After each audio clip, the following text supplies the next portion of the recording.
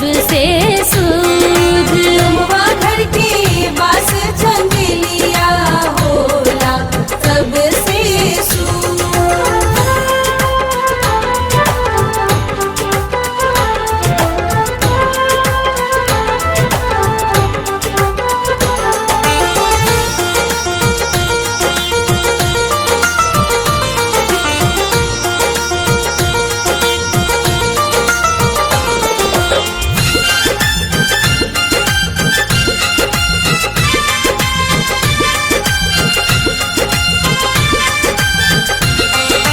केकरा घर के पान के बीड़वा, केकरा घर के फूल, केकरा घर के लाल से नूरवा, छठी मैया करेली कबूल।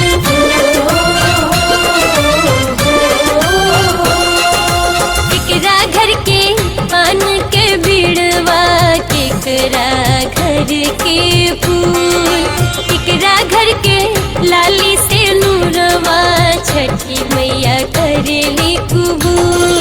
पनहरिया घर के पान के बीड़वा, मलिया घर से फूल, पनहरिया घर से पान के बीड़वा, मलिया घर से फूल।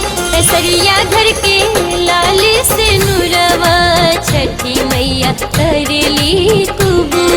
केसरिया घर के लाली से नूरवा, छठी मैया करेली कबूल।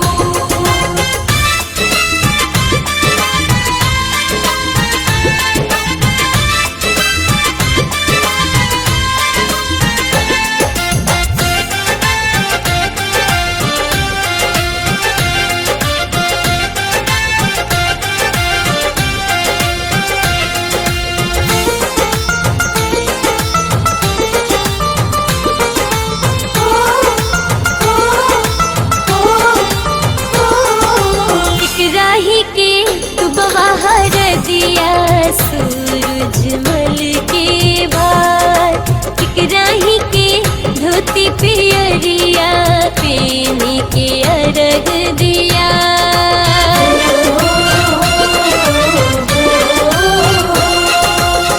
राही के डूबवा हर दिया, सूरजमल के भार, राही के धोती पियरिया, पेनी के अर्घ दिया।